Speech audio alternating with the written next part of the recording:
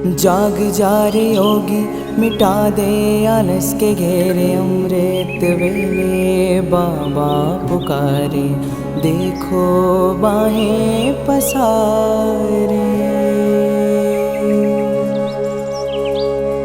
बाबा प्यार तुम्हारा अमृत वेले उठाता, मोहिनी रात में मुझे जगाता। प्रेम की घंटी हृदय मंदिर में बजती, परमात्मा पुकार में आत्मा सुनती। नींद पर होती योग की विजय, माया के होते सहज पराजय। आराम नहीं मिलन चाहते, बाबा संग आत्मा खिल जाती।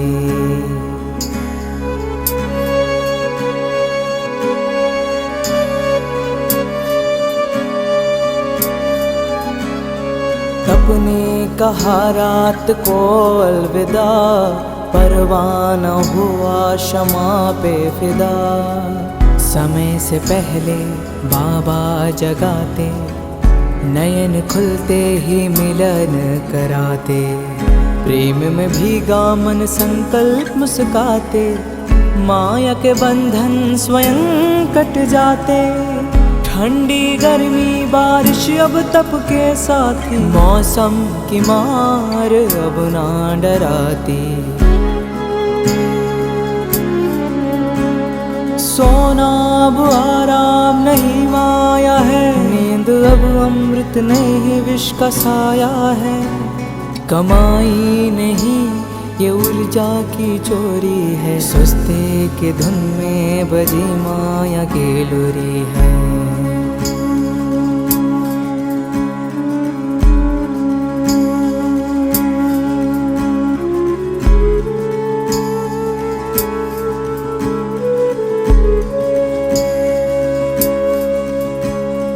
आराम की चाह वो रूह की लाचारी है, तप की राह में मन की हेरा फेरी है। जागृत में विश्व कल्याण का सूत्र हूँ, ब्रह्म मुहूर्त का प्रहरी मैं शिव पुत्र हूँ। सकल विश्व को तप से भरता, अमृत वेला में तपस्वी जलता। संकल्प से उठता नवयुग की नींव रखता, तप के ईंटों से स्वर्णिम स्वराज्य रचता। नींद की घड़ी अब बीत चुकी है, माया की छाया अब मिट चुकी है। वर्तमान में जलती है आत्मा की मशाल, मैं हूँ जागृत यही मेरा कमाल। बाबा की याद में स्वयं को गढ़ता, योग अग्नि से आलस को राख करता। मैं अब सो नहीं रहा मैं हो रहा हूँ, मैं अब खो नहीं रहा मैं जाग रहा हूँ। जाग जा रे योगी मिटा दे आलस के घेरे, अमृत वेले बाबा पुकारे, देखो बाहें पसारे।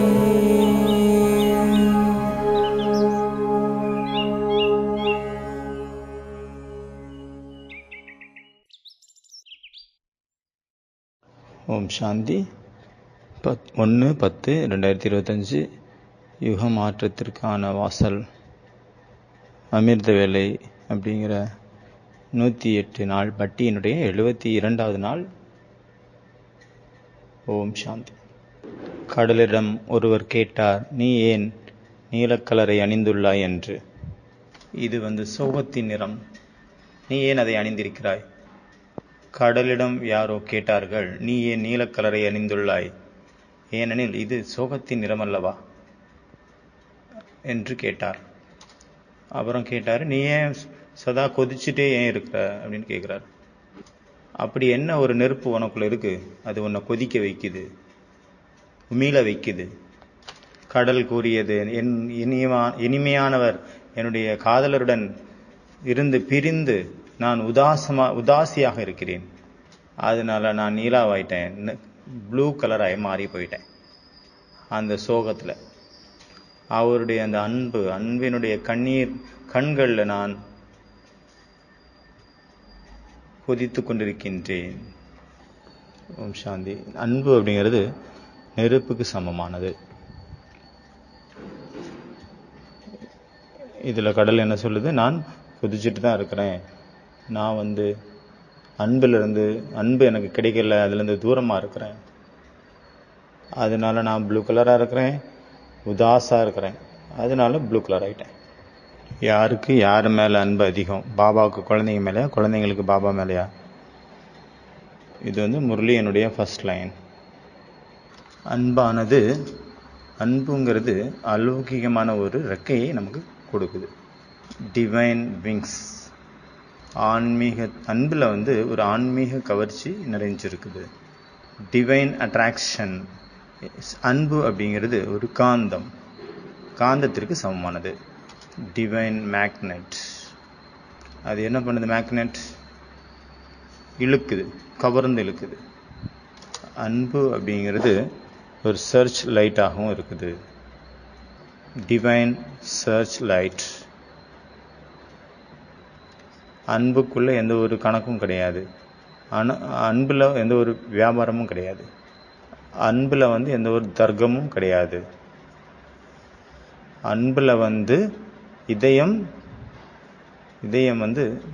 தலை வணங்குகிறது. இன்றைய வாணியில பாபா இந்த அன்பினுடைய விஷயத்தை பாபா அந்த விஷயத்தை புரிய வைக்கிறார்.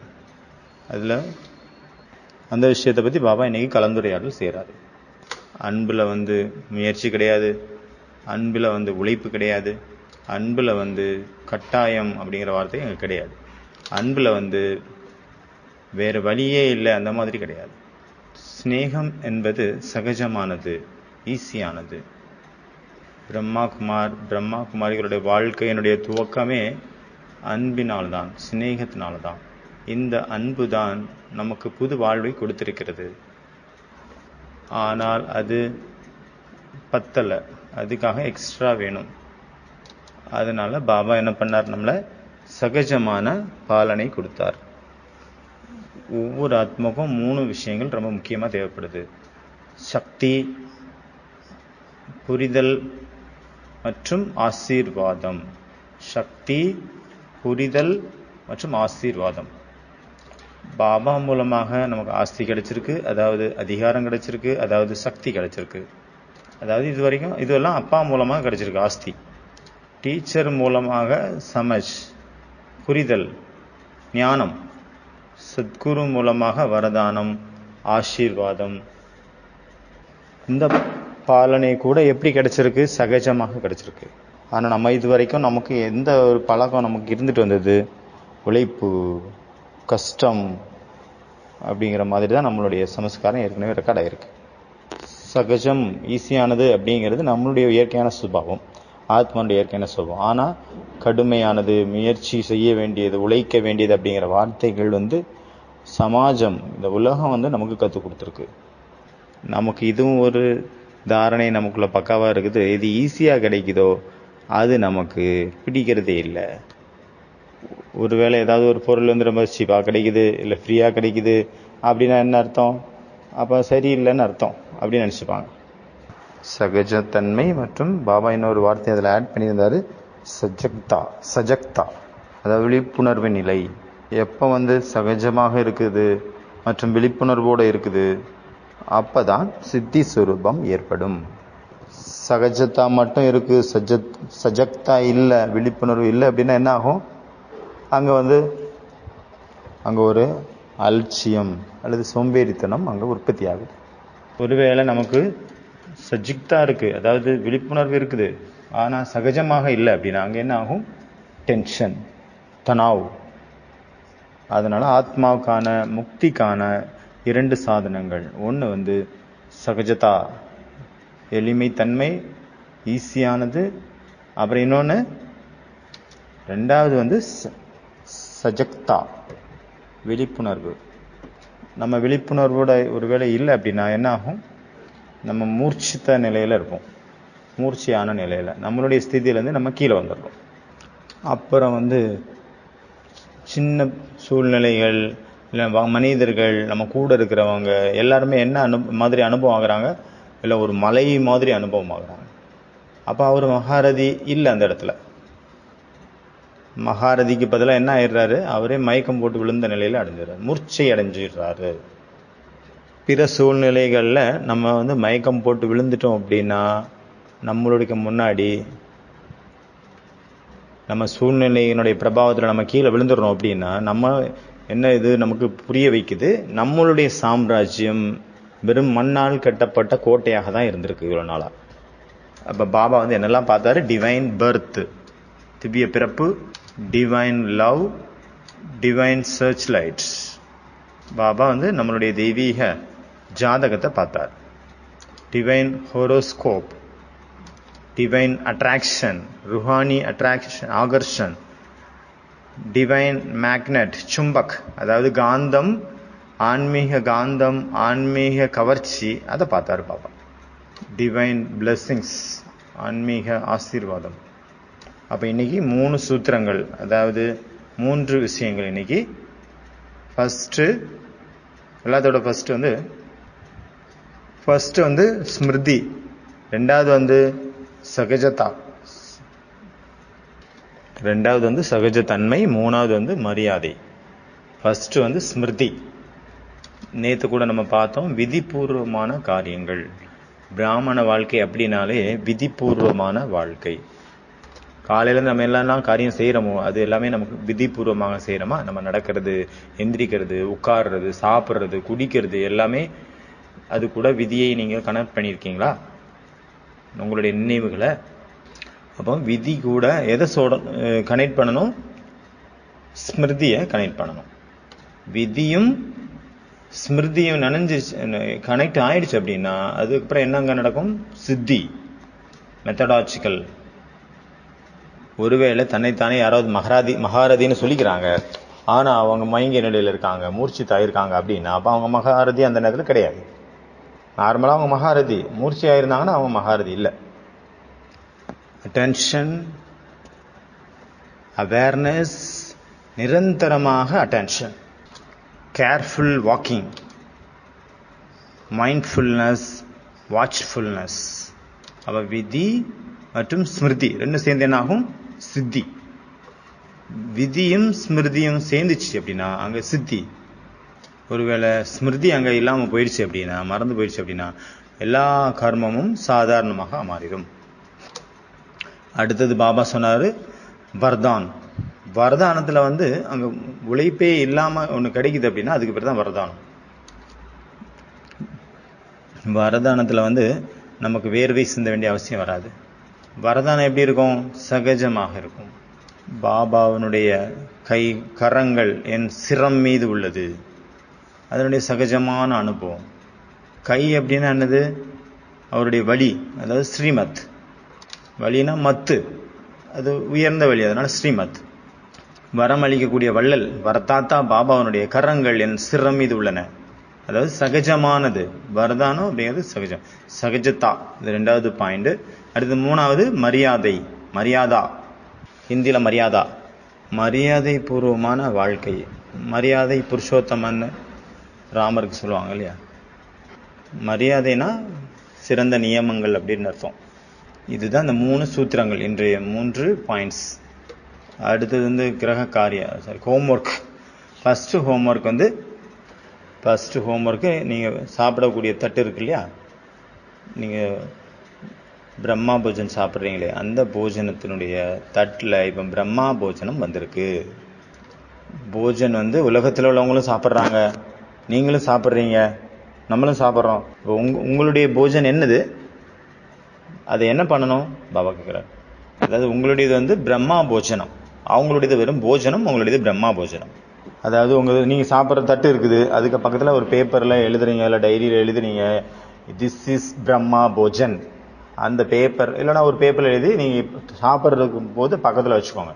திஸ் இஸ் பிரம்மா போஜன், இது பிரம்மா போஜனம் ஆகும். பண்டாராவுக்கு மேலே என்ன எழுதியிருக்காங்க, கிச்சனுக்கு மேலே அன்னைக்கு பார்த்தோம்ல, 16 பிப்ரவரி 1988 அந்த வாணி, இது பிரம்மா போஜனமாகும், இது துக்பஞ்சக் போஜனமாகும், துக்கத்தை நீக்கும் போஜனமாகும். இதில் தவா இருக்கிறது என்றால் துபாவும் இருக்கிறது, அதாவது இதில் மருந்து இருக்கிறது, இதில் மருந்து மறைஞ்சு இருக்குது. அதே போல் ஆசீர்வாதமும் அதுக்குள்ளே இருக்குது. பாபா நினைவில் இருந்து நாம் சாப்பிடுவோம் அப்படின்னா அப்பொழுது உங்களுடைய ஸ்திதி மேலே கீழே போகாது. மாதாஸ் நீங்கள்லாம் சேவை பண்ணுறீங்கல்ல பாண்டவ கிச்சனில், அதுக்கு மேலே பார்த்தீங்கன்னா அங்கே இருக்கிற போர்டு இருக்கா, பார்த்துருக்கீங்களா? போய் பாருங்கள். இந்த பிரம்மா போஜனம் அப்படிங்கிறது என்னது, துக்கத்தை பஞ்சக் பண்ணக்கூடாது, துக்கத்தை நீக்கக்கூடியது. இதில் மருந்தும் இருக்குது, ஆசீர்வாதமும் இருக்குது, ரெண்டுமே இருக்குது. அதனால் இப்போ என்ன எழுதணும், இது வந்து பிரம்மா போஜனம் அப்படின்னு எழுதணும். இது துவாவும் இருக்குது, தவாவும் இருக்கிறது. எப்படி சாப்பிடணும், பாபா நினைவில் நன்றி உணர்வோடு சாப்பிடணும். அங்கே கிடைக்கக்கூடிய உணவு என்ன வேணாலும் இருக்கலாம், ஆனாலும் சகஜமாக அன்பாக நன்றி உணர்வோடு சாப்பிடணும். அப்போ அங்கே நீங்கள் போயிட்டு ஒரு பேப்பரில் எழுதுங்க, இது பிரம்மா போஜனம் ஆகும், திஸ் இஸ் பிரம்மா போஜன். அப்போ நினைவு இருக்கும் நம்ம என்ன சாப்பிட்டுட்டு இருக்கிறோம். ரெண்டாவது வந்து ஒரு படம் வரையணும். அதில் என் தலைக்கு மேலே ஒரு கை இருக்குது, அதுக்கு கீழே எழுதுங்க, வரதாத்தா பாபாவனுடைய கரங்கள் என் சிரம் மீது உள்ளது. இது ரெண்டாவது. மூணாவது, என்னுடைய மனசில் மரியாதைக்கு என்ன அர்த்தம் நான் புரிஞ்சு வச்சிருக்கிறேன். மரியாதைனா என்ன, ஒரு முரளியை எடுத்து ஒரு 10 பேர்கிட்ட கொடுக்குறோம், அவங்க படிக்கிறாங்க, அவங்கக்கிட்ட விளக்கம் கேட்குறோம், நீங்கள் உங்களுக்கு என்ன புரிஞ்சுதுன்னு கேட்டால் அவங்க கொடுக்கக்கூடிய கருத்துக்கள் 10 பேருமே 10 விதமான கருத்துக்கள் தனித்தனியாக தான் இருக்கும், ஒரே மாதிரி இருக்காது. அவங்களுடைய அனலைஸ் பண்ணக்கூடிய மெத்தடு வேறு வேறு மாதிரி இருக்கும். ஒருவேளை எப்படி இருக்கலாம், 10 பேருடைய கருத்துக்களும் 10 விதமாக இருக்கலாம், அப்படியே இருக்கும். தனித்தனியாக இருக்கும், கொஞ்சம் கூட மேட்ச் ஆகாமல் இருக்கும். ஆனாலும் 10 பேருமே கரெக்டானவங்க, அவங்க கரெக்டு. ஒருத்தர் காட்டுக்கு போயிருந்தார், அவர் காட்டில் ஒரு மிருகத்தை பார்க்குறாரு. அப்புறம் தன்னுடைய ஃப்ரெண்டுகிட்ட வந்து சொல்கிறாரு, நான் வந்து காட்டில் ஒரு மிருகத்தை பார்த்தேன், அது ப்ளூ கலரில் இருந்தது அப்படிங்கிறாரு. அடுத்த நாள் அவருடைய நண்பர் போகிறாரு, அவர் காட்டில் போய் பார்த்துட்டு வந்து சொல்கிறாரு, நீ சொன்னது தப்பு, அது ப்ளூ கலர் கிடையாது, நீல கலர் இல்லை, அது ரெட் கலரில் இருக்குது, சிவப்பு கலரில் இருக்குது அப்படிங்கிறாரு. மூணாவது ஃப்ரெண்டு போகிறாரு காட்டுக்கு, அவர் பார்க்குறாரு, அவர் வந்து சொல்கிறாரு, அது வந்து நீலமும் கிடையாது சிவப்பும் கிடையாது, அது மஞ்சள் அப்படிங்கிறாரு. நாலாவது ஒரு ஃப்ரெண்டு போகிறாரு, அவர் பார்க்குறாரு, அவர் வந்து சொல்கிறாரு, நீங்கள் பார்த்து நீலமும் இல்லை மஞ்சளும் இல்லை சிவப்பும் இல்லை, அதுக்கு கலரே இல்லை அப்படிங்கிறாரு. அவங்களுக்குள்ள சண்டை வருது. வேற இன்னும் 3-4 ஃப்ரெண்ட்ஸ் வந்துடுறாங்க. சிலர் சொல்கிறாங்க பேங்கன் கலர், கத்திரிக்காய் கலர். அப்புறம் அவங்க நினைக்கிறாங்க, சரி இவ்வளோ கன்ஃபியூஷன் இருக்கே, நம்மளே போய் பார்க்கலாம் வாங்க. எல்லாரும் அங்கே போகிறாங்க காட்டுக்கு. அங்கே ஒரு மரம் இருக்குது, அந்த மரத்துக்கு அடியில் பார்க்குறாங்க. அந்த மரத்துக்கு கீழே போய் பார்த்தா அங்கே ஒரு மனிதர் உட்கார்ந்துருக்கிறார். அவர்கிட்ட போய் கேட்குறாங்க, இங்கே வந்து நாங்கள் ஒரு மிருகத்தை பார்த்தோம், சில நேரம் இவர் பார்த்தாரு ப்ளூ கலரில் இருந்தது, அவர் பார்த்தாரு ரெட் கலரில் இருந்தது, அது அவர் பார்த்தாரு மஞ்சள் கலரில் இருந்தது, இவர் பார்த்தாரு கலரே இல்லைங்கிறாரு. ஒருத்தர் பார்த்தாரு கத்திரிக்காய் கலருங்கிறாரு. என்ன கதை? அவர் சொல்கிறாரு, அங்கே இருந்தவர், நான் எப்போவுமே இந்த மரத்துக்கு கீழே தான் உட்காந்துருக்கேன், நான் அந்த மிருகம் நீங்கள் சொன்ன மிருகத்தை பற்றி எனக்கு தெரியும் நல்லா அப்படிங்கிறாரு. அது சில நேரம் ரெட் கலரில் இருக்குது, சில நேரம் பச்சை கலரில் இருக்குது, சில நேரம் மஞ்சள் கலரில் இருக்குது, கலர் அப்படி மாறிட்டே இருக்குது. சில நேரம் அந்த மாதிரி இருக்கும், அதுக்கு கலரே இல்லாத மாதிரி தெரியும். அதுலேருந்து என்ன தெரியுது, நீங்கள் ஒவ்வொருத்தரும் சொன்னது கரெக்டு. ஏன்னா அது ஒரு கிரிக்கெட், அதாவது பச்சோந்தி, கெமிலியன் பச்சோந்தி. அதே போல் பிரபு இறைவன் கூட அந்த கிரிக்கெட் மாதிரி, அதாவது பச்சோந்தி மாதிரி, அவருக்கு கலர், நிறைய கலர் இருக்கு.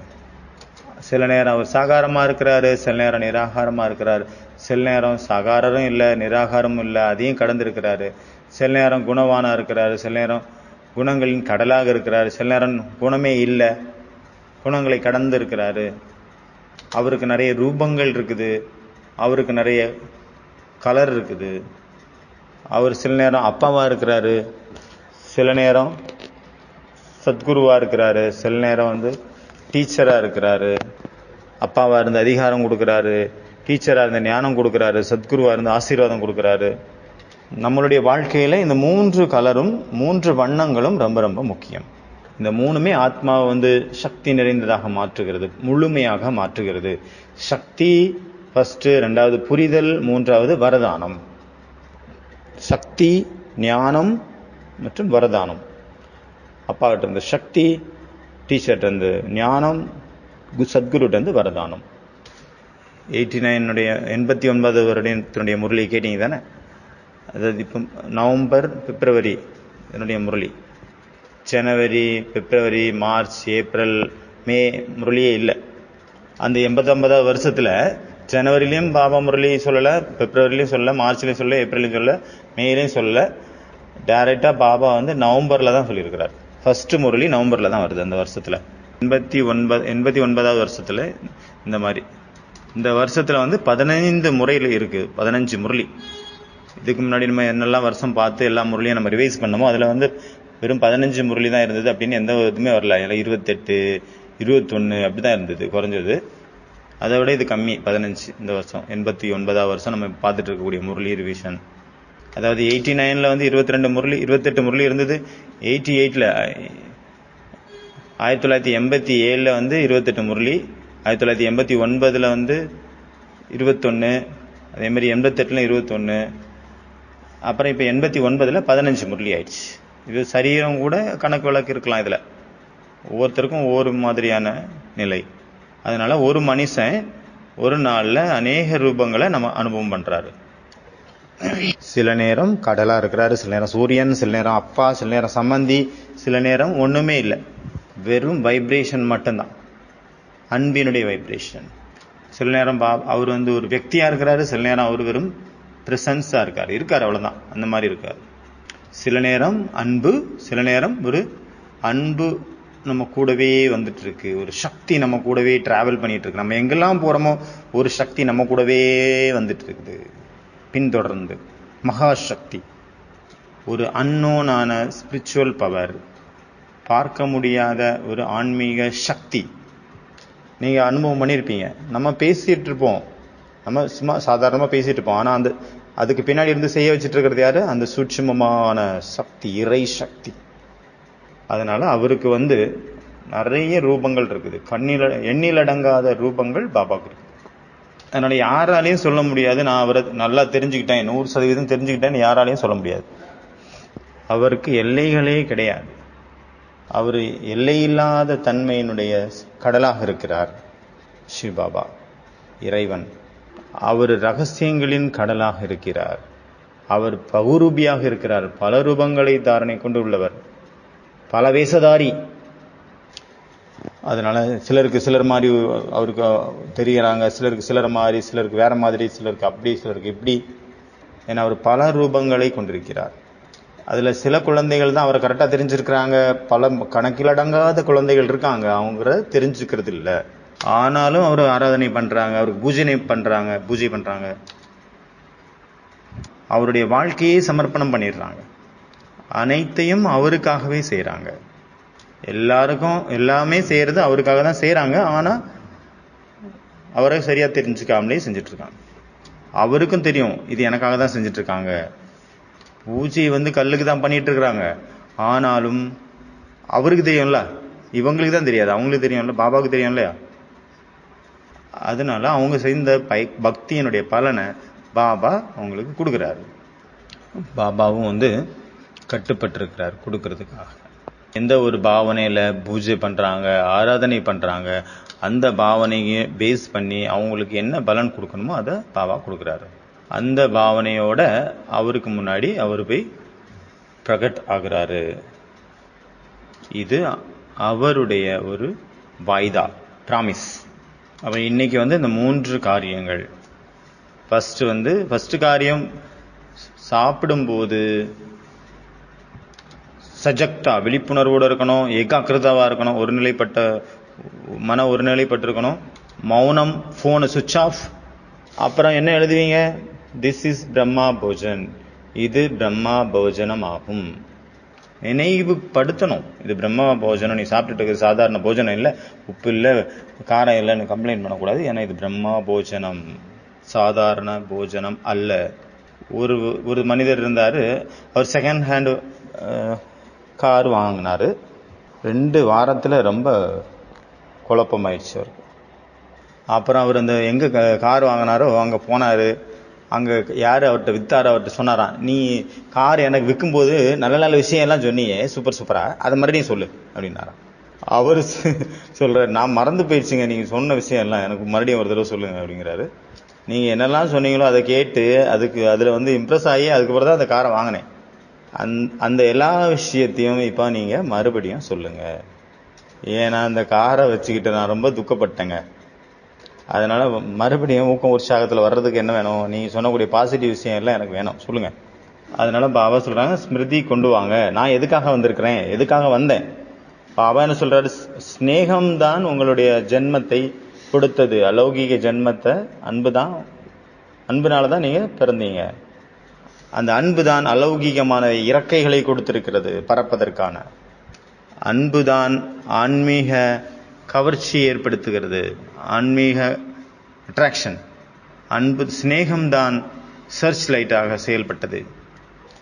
அன்பு தான் சர்ச் லைட்டாகவும் இருக்குது. அன்பின் காரணத்தினால தான் நீங்கள் இங்கே வந்திருக்கிறீங்க. அதனால உங்களுடைய அன்பை நினைவு செய்யுங்கள். அந்த அன்பினுடைய எல்லா விஷயங்களையும் நினைவு பண்ணுங்க. எல்லா விஷயங்களும் நினைவு பண்ணுங்க. இல்லை அப்படின்னா பிரம்மகுமார் யான பிறகும் கூட உதாசியாகவே இருப்பீங்க, இல்லைன்னா துக்கத்தில் இருப்பீங்க. குஷ்ணுமா பவ, குஷ்ணஷீப் பவ, குஷியினுடைய கஜானாக்களால் நிறைந்தவர் ஆகுக. குஷியின் குராக்கை சாப்பிடக்கூடிய தந்துஸ்த் பவ, அதாவது குஷியினுடைய டானிக்கை சாப்பிட்டு ஆரோக்கியமானவர் ஆகுக. 4 வரதானம். 7 நவம்பர் 1989. இப்போ நீங்கள் படிச்சீங்களா கொஞ்ச நேரத்துக்கு முன்னாடி அந்த வாணி. அதனால் முரளியில் படிங்க, இந்த பக்கத்துலேருந்து படிங்க, அந்த பக்கத்துலேருந்து படிங்க, முன்னாடியிலேருந்து படிங்க, இடது பக்கத்துலேருந்து படிங்க, கீழேருந்து கூட படிங்க. பல விதத்தில் நீங்கள் படிங்க அந்த முரளியை. ஏதோ ஒன்று பண்ணி அதை வந்து நீங்கள் ஜாகிரத நிலையில் இருங்க. மூர்ச்சை அடைந்து விடாதீர்கள். மூர்ச்சை அடைகிறது அப்படின்னா என்ன அர்த்தம்? தன்னுடைய ஸ்திதியிலேருந்து கீழே விழுறது. மூர்ச்சை அடைஞ்சிருக்கும் அப்படின்னா அங்கே எறும்பு கூட எப்படி தெரியும்? யானை மாதிரி தெரியும், இல்லைன்னா ஒரு மலை போல தெரியும் எறும்பு கூட. மூர்ச்சித் அப்படின்னா என்ன அர்த்தம்? சகஜமாக மற்றும் சிரேஷ்டமான அனுபவம் இல்லாமல் இருக்கும், அங்கே இருக்காது. மூர்ச்சித் அப்படின்னா, மூர்ச்சி அடைந்திருக்கிறோம் அப்படின்னா என்ன அர்த்தம்? சகஜ யோகி அல்ல அப்படின்னு அர்த்தம். யோகி சகஜமாக, யோகா சகஜமாக இல்லை அப்படின்னாலே அங்கே மூர்ச்சி, அவ்வளோதான். அங்கே மயக்கிய நிலை இருக்குது. ஒருத்தர் வந்து கனவு காண்றாரு, கனவுல பார்க்குறாரு, அவருக்கு லாட்ரி அடிச்சிருச்சு. 3 பேருக்கு ஒரே மாதிரியான கனவு வந்தது, அவங்களுக்கு லாட்ரி அடிச்சிட்ட மாதிரி.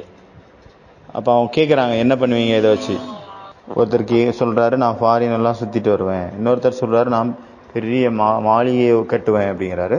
3வது வந்து அவர் பாரதவாசி, இந்தியாக்காரரு. அவர் சொல்கிறாரு கனவுல தூங்கிட்டு இருக்கும்போது தான் லாட்ரி கிடச்சிது. அதே மாதிரி நான் என்ன பண்ணுவேன்? 10 லட்ச ரூபா கிடைக்குன்னு வச்சுங்க, இன்னொரு தடவை போய் தூங்குவேன், அப்போ இன்னொரு 10 லட்சம் கிடைக்கும் இல்லையா?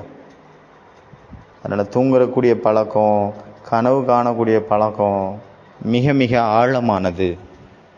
மூர்ச்சை அடைகிறது அது ஒரு சுபாவமாகவே ஆயிடுச்சு. தூங்கிட்டே இருக்கக்கூடிய ஒரு பழக்கம் ஆயிடுச்சு. ஒரே தூக்க கலக்கத்திலே இருப்பாங்க. அதனால் தன்னைத்தானே விழிப்பாக வைத்துக் கொள்வது தான் புருஷார்த்தம். சஜக்தாவோட இருக்கிறது, விழிப்புணர்வோட, அட்டென்ஷனோட இருக்கிறது.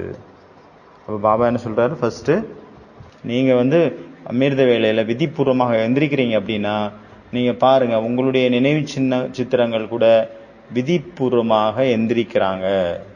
அவங்க வந்து எவ்வளோ அன்பாக அதை எழுப்புறாங்க பாருங்கள். அந்த கோவிலில் அது வந்து சித்திரங்கள் தான், அது சிலை தான், ஆனாலும் எவ்வளோ அன்பாக அதை எழுப்புறாங்க. அதுக்கு உணவு கொடுக்குறாங்க, அது தூங்க வைக்கிறாங்க. ஆனால் நீங்கள் இந்த எல்லா காரியமும் பாபாவுடைய நினைவில் விதிபூர்வமாக செய்கிறீங்க. சாப்பாடு கூட விதிபூர்வமாக சாப்பிட்றீங்க, போக வச்சுட்டு சாப்பிட்றீங்க இல்லையா? இல்லைன்னா எப்படியோ அப்படியே சாப்பிட்டுடுறீங்களா? யாருக்கும் சாப்பாடு கொடுக்கணும், அதனால நான் வேக வேகமாக போக்கு கூட வைக்காமல் சாப்பிட்டுட்டேன் அப்படின்ட்டு ஏதாவது பண்ணீங்களா? ஒருவேளை வேறு வழியே இல்லை, யாருக்காவது கொடுக்கணும் அப்படின்னா கூட அதுலேருந்து கொஞ்சம் பாகத்தை பாபாவுக்காக எடுத்து வச்சுட்டு அப்புறம் நீங்கள் கொடுத்து அனுப்புங்க. அப்படி இருக்கக்கூடாது. முதல்ல ஒருத்தரை சாப்பிட வச்சுட்டு அப்புறம் நான் அதை கொண்டு பாபாவுக்கு வச்சேன், அப்படி இருக்கக்கூடாது. விதிபூர்வமாக நாம் சாப்பிடும் பொழுதுதான் டேஸ் பிராப்தி ஆகிறது. என்ன பிராப்தி ஆகுது? என்ன கிடைக்குது? குஷி கிடைக்கிறது. நிரந்தரமாக பாபாவுடைய நினைவு ஈஸியாகவும் இருக்குது. அனைத்து சித்திகளும் பிராப்தி ஆகிறது, கிடைக்கிறது.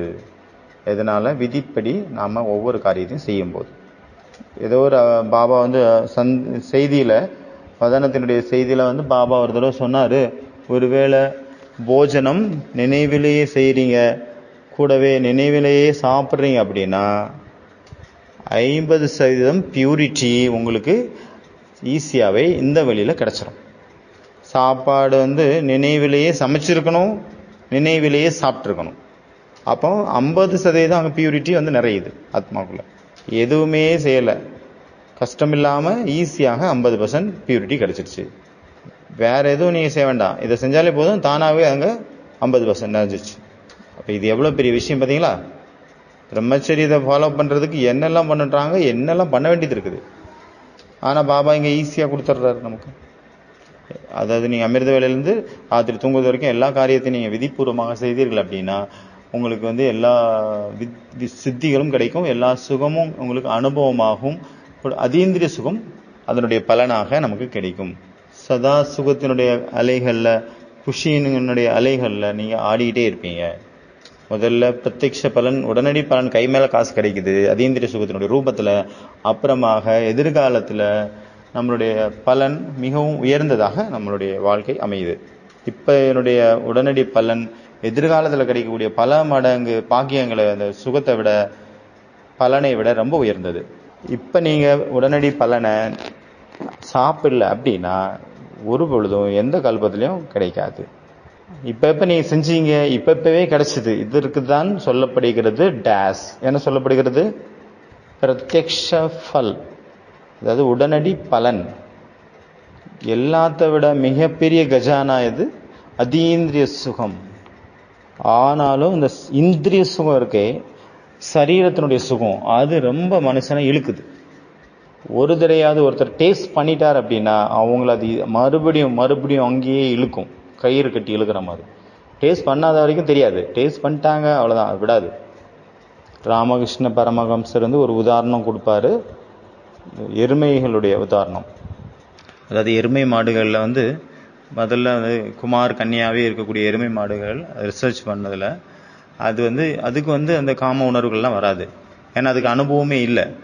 ஆனால் எந்த ஒரு அந்த எருமைகளை ஏற்கனவே அதுக்கு அனுபவம் இருக்குது, காம விகாரத்தினுடைய அனுபவம் இருக்குது. ஆனால் அதை வந்து இப்போ நகும்சக்கா மாற்றிட்டாங்க. இப்போ வந்து அது ஆணும் இல்லை பெண்ணும் இல்லை, அந்த மாதிரி ஆக்கின பிறகு கூட அதுக்குள்ள அது வந்து ஏற்கனவே அதனுடைய அனுபவம் இருக்கு இல்லையா, அது வந்து அதை இழுக்குதாமா.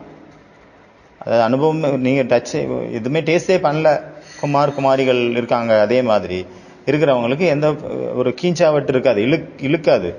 அதுவே ஏற்கனவே அனுபவம் பண்ணவங்க அடிக்கடி இழுக்கப்படுவாங்க அதில், அந்த விகாரத்தினுடைய எண்ணங்களில்.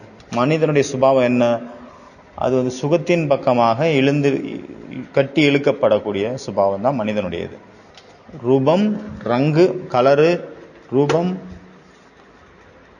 ஸ்பரிசம், இந்த மாதிரியான அழுக்குகள் தான் அந்த மனிதனை, ஆத்மாவை வந்து பைத்தியமாக்கிறது. சாப்பாடு சாப்பாடு டேஸ்டாக வேணும், நல்ல டேஸ்ட்டாக. ஒரு நாள் அவங்களுக்கு நம்ம உப்பே கொடுக்கல, உப்பு கொடுக்காமலே சாப்பாடு கொடுக்குறாங்க அப்படின்னா அவங்க ராத்திரி அழுதுருவாங்க, என்ன சாப்பாடு, நான் அந்த இடத்த விட்டு போகிறேன் அப்படிங்கிற மாதிரி நிலைமைக்கு வந்துடுவாங்க. நிறைய பயங்கர யோகியாக இருப்பாங்க, 2 மணி நேரம் 4 மணி நேரம் நல்லா யோகா பண்ணுவாங்க, ரொம்ப சீனியராகவும் இருப்பாங்க. ஆனால் கொஞ்சம் உப்பு கம்மியாக போட்டால் கூட வந்து கம்ப்ளைண்ட் பண்ணுவாங்க, என்ன உப்பு டேஸ்ட்டே இல்லை, இன்னைக்கு நல்லாவே இல்லை கம்ப்ளைண்ட் பண்ணுறவங்களும் நிறைய பேர் இருக்காங்க. நல்ல யோகிகள் தான் கம்ப்ளைண்ட் பண்ணுவாங்க, சாதாரணமாக இருக்கிறவங்க வாய் மூடிட்டு சாப்பிட்டு போயிடுவாங்க. நம்ம எதுக்காக வந்திருக்கிறோம் பாபா வீட்டுக்கு? பாலனாய் எடுக்கிறதுக்காக பாலனை பாலனை பாலனைங்கிறீங்க. எந்த பாலனைக்கு? சாப்பிட்ற பாலனையா இல்லை இருக்கக்கூடிய பாலனையா? தங்குற வசதியா, தங்குறது room, deluxe room, AC room, அந்த பாலனையா? இல்லை துணி நல்ல காட்டன் ட்ரெஸ்ஸு ஹை குவாலிட்டி அது போடுறதுக்கான அந்த பாலனையா? இல்லை மானம் மரியாதை அந்த பாலனையா? அது ஒரு பாலனையா? இல்லை எனக்கு நிறைய என்னை சுற்றி நிறைய பொருட்கள் எப்போ பார்த்தாலும் லேட்டஸ்ட் மாடல் எல்லாம் இருக்குது, அது பாலனையா? இதுதான் பிரபுவினுடைய பாலனையா இல்லை வேற ஏதாவதா? பிரபுவினுடைய பாலனையை எவ்வளோ சின்னதாக ஆக்கி விட்டீங்கப்பா. நல்லா சாப்பிட்றதுக்கு கிடைச்சது இன்னைக்கு சூப்பரா.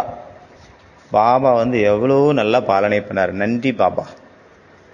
எவ்வளோ சூப்பரான ஏசி ரூம் கிடைச்சதுங்க, பிரபு பசந்தில் இடம் கிடைச்சது. ஆஹாஹாஹா. இல்லைன்னா சரஸ்வதி பவனில் இடம் கிடைச்சது. ஆஹாஹா, நன்றி பாபா. எவ்வளோ நல்ல சூப்பரான ஹால் கிடைச்சது. இதெல்லாம் ஸ்தூலமான சாதனங்கள். இது இன்னைக்கு இருக்கும், நாளைக்கு இருக்காது. எந்த கை கொடுக்குதோ அந்த கை பிடுங்கவும் செய்யும். கொடுத்த கை தான் பிடுங்கும்.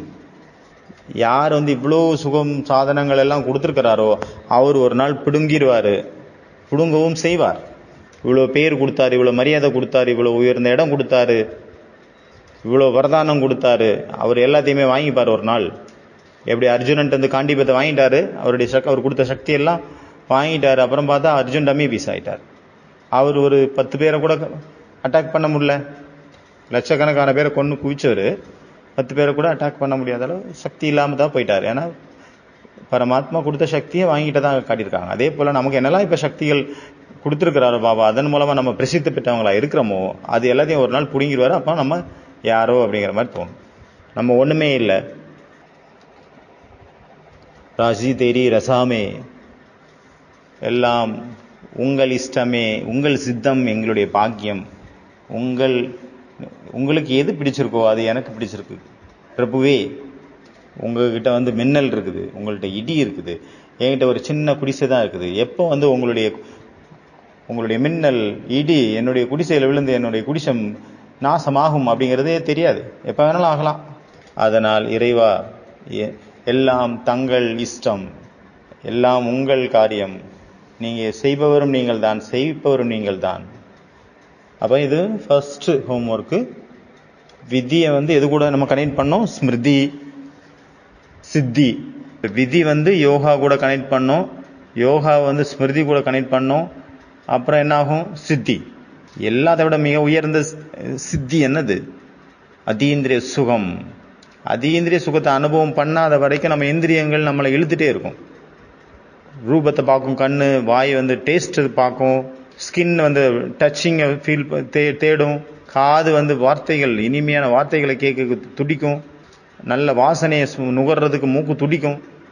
சாப்பாடு நம்மளை இழுக்குது, பாடல்கள் நம்மளை இழுக்குது, அழகான ரூபம் நம்மளை இழுக்குது, அழகான நறுமணம் நம்மளை இழுக்குது. சிலர் நம்மளை டச் பண்ணியிருப்பாங்க, அந்த ஃபீலிங்ஸ் மீண்டும் மீண்டும் நம்மளை இழுக்குது. நம்ம யாரு கூடயாவது சம்பந்தம் இருந்தது, ஆனால் அந்த சம்பந்தம் டச் இல்லாத சம்பந்தமாக இருந்தது அப்படின்னா அதை மறக்கிறது ஈஸி.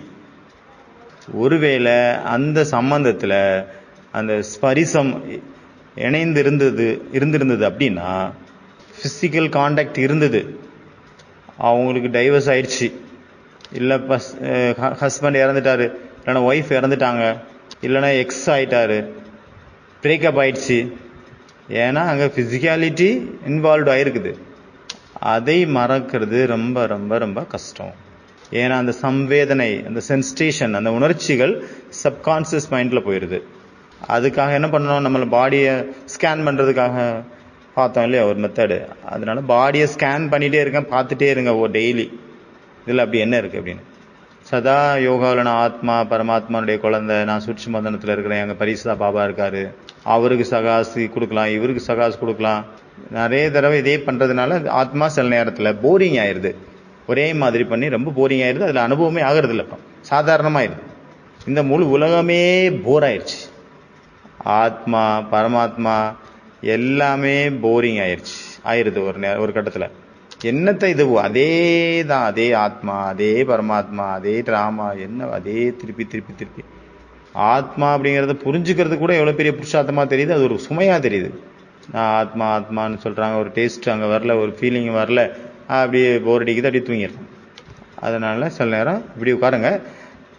சுவாசத்தை கவனிங்க, தன்னுடைய எண்ணங்களை கவனிங்க, தன்னுடைய சம்வேதனாவை, அந்த உணர்ச்சிகளை, என்னுடைய அந்த வேகத்தை கவனிங்க. இல்லைன்னா சும்மா உட்காந்துருங்க. பாபா ரூமில் போய் ஒன்றும் பண்ணாதுங்க, சும்மா உட்காந்துருங்க. அந்த வைப்ரேஷன் தானாகவே உங்களுக்குள்ளே நிறைஞ்சிரும். இல்லைனா ஒரு நாள் சும்மா உட்காந்துருங்க. இன்னைக்கு காலையிலேருந்து சாயங்காலம் வரைக்கும் என்ன நடந்தது அதை நினச்சி பாருங்கள். இது கூட ஒரு யோகா. இது சாட்சியாக பார்க்குறீங்க, அவ்வளோதான் உங்களுடைய லைஃப்பை. சில நேரம் அதே ஞானம், அதே எல்லா விஷயமும் ரிப்பீட் ஆகிட்டு இருக்கு அப்படின்னா கொஞ்சம் போர் அடிக்கலாம். அதனால் ஒரு வித்தியாசமாக பண்ணலாம். காலையில் நல்லா சூப்பராக இருக்கும், 12 மணி வரைக்கும் சூப்பராக இருக்கும். அதுக்கப்புறம் பார்த்தா ஒரு போர், அது தொடவே வேண்டாம், எதுக்கு, ஒரே சலிப்பு ஏற்படும் அதில். அந்த மாதிரியான நேரத்தில் பக்த ஆத்மாக்கள் கூட எப்போ அவங்க ரொம்ப டயர்டாகிடுறாங்களோ அப்போ பகவான்கிட்ட என்ன பண்ணுறாங்க, வரதானங்கள் கேட்குறாங்க. அதனால் உங்கள்கிட்ட கூட வர்றாங்க. அப்போ கூட அவங்க முயற்சி பண்ணுறதுக்கு அவங்க விரும்புகிறதே இல்லை. என்ன அவங்க பேசுகிறாங்க, என்ன சொல்கிறாங்க? அவங்க சொல்கிறாங்க, எங்களுக்கு வரதானம் மட்டும் கொடுங்க போதும், என் தலையில் கை வைங்க. பிராமண ஆத்மாக்களுடைய உங்களுடைய தலை மீது இறைவனுடைய பாபாவனுடைய வரதாத்தாவனுடைய பாபாவுடைய கைகள் இருக்குது. சிரேஷ்ட மத், உயர்ந்த வழி அப்படிங்கிற கை உங்கள் தலைக்கு மேலே இருக்குது. கையை சதா பாபா யாருமே ஃபுல் டே ஒருத்தருடைய கையை இன்னொருத்தர் தலைக்கு மேலே வைக்க முடியாது. அதனால பாபா சொல்கிறாங்க, சிரேஷ்ட மத், உயர்ந்த வழி, ஸ்ரீமத் அப்படிங்கிற கை உங்கள் தலைக்கு மேலே இருக்குது எப்போவுமே. அதனால் காலையிலேருந்து தூங்குறது வரைக்கும் ஒவ்வொரு நமக்கு செய்யக்கூடிய காரியத்துக்கும் என்னென்னலாம் பண்ணணும் அப்படிங்கிற அந்த சிரேஷ்ட மத்து, அந்த ஸ்ரீமத்து பாபா கொடுத்துருக்கிறாரு. அது கூடவே இருந்து நம்மளை வழிகாட்டிகிட்டே இருக்குது. அதனால் உங்களை நீங்களே விதிபூர்வமாக ஒவ்வொரு விஷயத்திலும் முன்னேறிட்டு போயிட்டே இருங்க. அப்போ நீங்கள் ஒரு பொழுதும் கஷ்டப்பட வேண்டிய அவசியமே இல்லை. கஷ்டம் இல்லை, உழைப்பு இல்லை. ஆனாலும் நமக்கு என்ன பழக்கம் என்ன ஆயிருக்குது, யுத்தம் பண்ணுறதுக்கான, உழைக்கணும், முயற்சி பண்ணுறது. இந்த மாதிரி தான் வேர்வை சிந்தனம். ஈஸியாக இருந்தால் அது பிடிக்கிறது இல்லை. சகஜம் இல்லாமல் கஷ்டப்படணும். பாபா சொல்கிறாரு ஈஸியாக இருக்குது அப்படின்னா அது ஈஸி பிடிக்கிறது இல்லை. ஈஸியாக அனுபவம் பண்ணுங்க. என் தலைக்கு மேலே பாபாவுடைய கை இருக்குது, என் கூடவே அந்த திவ்ய சக்தி, கண்ணுக்கு தெரியாத ஒரு சக்தி ட்ராவல் பண்ணிகிட்டே இருக்குது. அதுதான் எல்லா காரியங்களையும் செய்ய வச்சுட்டு இருக்குது. அவ்வளோதான். ஒரு சின்ன சங்கல்பம், பாபாவுடைய கை எப்போவுமே தலைக்கு மேலே இருக்குது. ஒரு சக்தி என்ன வழி நடத்திட்டு இருக்குது. அடுத்தது மரியாதையை பாலனம் பண்ணுங்க. அமிர்த வேளையிலேருந்து ராத்திரி வரைக்கும் மரியாதை பூர்வமாக உங்களுடைய வாழ்க்கையை நல்ல விதத்தில் எப்படி போகிறது தெரிஞ்சிருக்கீங்க தானே, அதன்படியே நடக்கணும். இதுதான் புருஷோத்தமர்களாக ஆவது. உங்கள் பேரே புருஷோத்தமம். பேர் என்ன? புருஷோத்தம். அப்போ அர்த்தம் என்ன? சாதாரண மனிதர்களை விட உயர்ந்தவங்க. அதனால் செக் பண்ணுங்க. இந்த மாதிரி மரியாதைக்குரிய ஆத்மாக்களுடைய ஒவ்வொரு முதல் எண்ணம், முக்கியமான விஷயம், நினைவு ஸ்மிருதியாக இருக்கணும். என்னுடைய முதல் எண்ணம் சிரேஷ்டமானதாக இருந்ததா, ஸ்மிருதி உயர்ந்ததாக இருந்தது அப்படின்னா விருத்தியும் உயர்ந்ததாயிரும், திருஷ்டியும் உயர்ந்ததாயிரும். அப்போ எல்லாமே தானாகவே சிரேஷ்டமாக மாறிடும். ஸ்மிருதியினுடைய மரியாதையை பற்றி தெரிஞ்சிருக்கீங்கன்னா, நானும் ஒரு சிரேஷ்ட ஆத்மா. அனைத்து ஆத்மாக்களும் சிரேஷ்ட ஆத்மாக்கள் தான். வெரைட்டியான ஆத்மாக்கள் வெரைட்டியான பார்ட் ப்ளே பண்ணிட்டு இருக்காங்க. எவ்வளோ ஈஸி. பலவிதமான ஆத்மாக்கள், அவங்களுடைய பாற்றும் பலவிதமாக இருக்குது, வேற வேறையா இருக்குது. எல்லாருமே வேற வேற ஆட்கள், எல்லாருமே அவங்களுடைய பாற்றும் வேற வேறையா இருக்குது. ஒவ்வொருத்தரும் அவங்கவுங்க ரீதியில் அவங்கவுங்க சிரேஷ்டமானவங்க, யாரும் குறைஞ்சவங்க கிடையாது. நமக்கு தெரியுது இவர் ரொம்ப முட்டாளாக இருக்கிறாரு, நமக்கு தெரியுது இவர் துஷ்ட ஆத்மா. அவருக்கு என்ன தோணுது, நம்ம துஷ்ட ஆத்மாவை தெரிகிறோம் அவங்களுக்கு. நமக்கு தோணுது அவர் பாவாத்மான்னு தோணுது. அவருக்கு என்ன தோணுது, நம்ம பாவாத்மா, நம்ம தான் பாவாத்மான்னு அவருக்கு தோணுது. எல்லாரும் அவங்கவுங்க ரீதியில் கரெக்டு. நமக்கு என்ன தோணுது, நான் என்ன புருஷார்த்தம் பண்ணுறனோ அதுதான் கரெக்டு, அதுதான் சரியான வழியில் நான் போயிட்டுருக்கேன் அப்படின்னு தோணுது. நான் 2 மணிக்கு எந்திரிக்கிறேன்ல, இதுதான் சிறந்த ஒரு காரியம் அப்படின்னு நமக்கு தோணுது. நான் சாப்பிட்றது தான் மிக உயர்ந்தது, உலகத்தில் எல்லாருமே இதை தான் சாப்பிட்ணும். நான் எப்படி முரளி நடத்துகிறேன், நான் எப்படி எக்ஸாம்பிள் சொல்கிறேன், நான் எப்படி கிளாஸ் எடுக்கிறேனோ, நான் எப்படி சொல்கிறேனோ, நான் எப்படி பேசுகிறேனோ, நான் என்ன மாதிரி காரியம் செய்கிறேனோ, நான் எப்படி என்னுடைய சேவையை பண்ணுறனோ அதே மாதிரி தான் எல்லாரும் செய்யணும். இந்த ஜூனியர் இப்போ சின்ன பிள்ளைங்க எதுக்கு ஏன் செய்ய மாட்டேங்கிறாங்க இந்த மாதிரி? நான் எவ்வளவு சின்சியராக இருக்கிறேன், இவங்க ஏன் இவ்வளோ சின்சியராக இல்லை? ஒவ்வொரு மனுஷனும் நினைக்கிறாங்க நான் தான் கரெக்ட். மற்ற எல்லா புருஷார்த்திகளும் காரிருளில் கிடக்குறாங்க. எல்லாரும் எங்கேயோ அலைஞ்சு திரிஞ்சு போயிட்டாங்க. நான் தான் இவங்களை சரி பண்ணணும். அவங்க என்ன நினச்சிட்டு இருக்காங்க? நம்மளை சரி பண்ணணும்னு அவங்க நினச்சிட்டு இருப்பாங்க. நம்ம தான் சரியில்லைன்னு. எல்லாருமே பிஸியாக இருக்காங்க. ஒருத்தர் இன்னொருத்தர் சரி பண்ணுறதுல ஒவ்வொருத்தரும் பிஸியாக இருக்காங்க. அதனால் தேகத்தை பார்த்தாலும் ஆத்மா பாருங்க, இந்த ஒரு சுரூபம் சகஜமாக சுரூபமாக ஆயிடணும். வெறும் நினைவு மட்டும் கிடையாது, நான் ஆத்மா ஆவேன் அப்படிங்கிறது கிடையாது. நானும் ஆத்மா, நானும் ஒரு ஆத்மாவாக இருக்கின்றேன், இவங்களும் ஒரு ஆத்மா, எல்லாருமே ஆத்மா. எல்லாருக்கும் வேற வேற பாட்டு. இவங்களுடைய இதில் கெட்டவங்க நல்லவங்க அப்படிங்கிற விஷயமே இல்லை. சாட்சி, அவ்வளோதான். உபராம் சாட்சி. நானும் ஆத்மா, இவங்களும் என்னை போல ஒரு ஆத்மா. எல்லாருமே ஆத்மாங்கிற போது இப்போ எல்லாருக்கும் பாட்டு பலவிதமாக இருக்கிறது. இதில் நல்ல பாட்டு கெட்ட பாட்டு விஷயமே கிடையாது. சாட்சியாக இருக்கணும், உபராமா இருக்கணும். இவங்க சரி இவங்க தப்பு அப்படின்னு டிசிஷன் எடுக்கிறதுக்கு நமக்கு யார் அதிகாரம் கொடுத்தாங்க? இவங்க ஸ்ரீமத் படி இருக்காங்க, இவங்க ஸ்ரீமத் படி இல்லை, இவங்க நல்லா இருக்காங்க, இவங்க நல்லா இல்லை. யார் நல்லா பண்ணுறாங்க, யார் நல்லா பண்ணல, நமக்கு என்ன தெரியும்? நம்ம எதுக்கு ஜட்ஜு பண்ணோங்கிறாங்க. நம்ம ஜட்ஜு கிடையாது. ஜட்ஜ்மெண்ட் எடுக்கிறதுக்கு யார் அதிகாரம் கொடுத்தா நமக்கு? யாருக்கு தெரியும்? அவங்க தான் கரெக்டாக இருக்கலாம். ஒருவேளை நம்ம யார் தப்பு தப்புன்னு நினச்சிருந்தோம், அவங்க தான் கடைசியில் கரெக்டாக இருப்பாங்க. நம்ம நான் அவர் காரூரில் இருக்காருன்னு நினச்சிட்டு இருந்தா உண்மையிலேயே நம்ம தான் காரூரில் இருந்திருப்போம். அவர் வெளிச்சத்தில் இருந்திருப்பாரு, நம்ம இருட்டில் இருந்திருப்போம். ஆனால் நம்ம நினச்சிட்டு இருக்கிறோம் அவர் இருட்டில் இருக்காருன்னு. ஆனால் அவர் தான் உண்மையிலே வெளிச்சத்தில். இப்படியும் இருக்கலாம், இப்படியும் நடக்கும் சில நேரம். அதனால பார்த்துட்டே இருங்க, டிஸ்டர்ப் ஆகாதுங்க. யார் 4 மணிக்கு எந்திரிக்கிறாங்களோ அவங்களுக்கு என்ன தோணுது? 1 மணி நேரம், 4 மணிக்கு எந்திரிச்சு 5 மணி வரைக்கும் 1 மணி நேரம் சூப்பராக யோகா பண்ணணும். 2 மணிக்கு எந்திரிச்சு வரேன்ட்டு வர்றவங்க எல்லாம் என்ன பண்ணுறாங்க? பாபா ரூமில் உட்காந்து தூங்கிட்டு இருக்காங்க. எந்திரிச்சிடுறாங்க 2 மணிக்கு. பாபா ரூமில் உட்கார்ந்த உடனே 2 நிமிஷம் உட்காடுறாங்க, அப்புறம் தூங்கி விழுறாங்க. மறுபடியும் எழும்புறாங்க, மறுபடியும் தூங்கி விழுறாங்க, மறுபடியும் எந்திரிக்கிறாங்க, மறுபடியும் தூங்கி வந்துடுறாங்க. இதை விட நம்ம எவ்வளோ சூப்பர்! 1 மணி நேரம் யோகா அப்படி பவர்ஃபுல்லாக பண்ணுறோம். 2 மணிக்கு எந்திரிச்சதுனால பகல்லையும் தூங்கிட்டு இருக்காங்க, முரளி கிளாஸ்லையும் தூங்குறாங்க, ஈவினிங் யோகாவிலையும் தூங்குறாங்க. ஏன்னா 2 மணிக்கு எந்திரிச்சிடுறாங்கல்ல, டயர்ட் இருக்கும் இல்லையா? அதை விட நம்ம எவ்வளோ பெஸ்ட்டு. அவங்களுடைய கொள்கைகள் அவங்களுடையது, நம்மளுடைய கொள்கை நம்மளுடையது. எல்லாத்துக்கும் அவங்கவுங்களுக்கு தனியாக கொள்கை இருக்குது. எல்லாருடையதும் கரெக்டு தான். அதனால ஒவ்வொருத்தருடைய சிரேஷ்டமான ஸ்மிருதியும் சமர்த்தி சக்திசாலியாக மாற்றிடுது. அந்த வைப்ரேஷனை பரப்புது, அதற்காக ஒரு நிமித்தமாக மாறிடுது. அதன் மூலமாக எல்லாருமே நிர்விகனம் ஆயிடுறாங்க. அதனால இன்னைக்கு இந்த 3 விஷயங்கள் நம்ம பார்த்தோம். ஃபர்ஸ்ட் ஸ்மிருதி, ரெண்டாவது என்ன, அடுத்து என்ன கனெக்ட் பண்ணணும்? விதி சித்தி. வரதானத்தை அனுபவம் பண்ணுங்க, தலைக்கு மேல இருக்கிற மாதிரி. தலைக்கு மேல பாபாவுடைய கை இருக்கு. 3வது பார்த்தோம் மரியாதை. அந்த ஹோம்ஒர்க் என்ன பார்த்தோம்? மரியாதை அப்படின்னா அதுக்கு என்ன விளக்கம்? மரியாதை என்றால் என்ன? மரியாதை அப்படின்னா என்ன? வாட் இஸ் மரியாதா ஃபார் மீ? நான் என்ன புரிஞ்சு வச்சிருக்கிறேன் மரியாதை அப்படிங்கிறத பத்தி? அச்சா, ஓம் சாந்தி.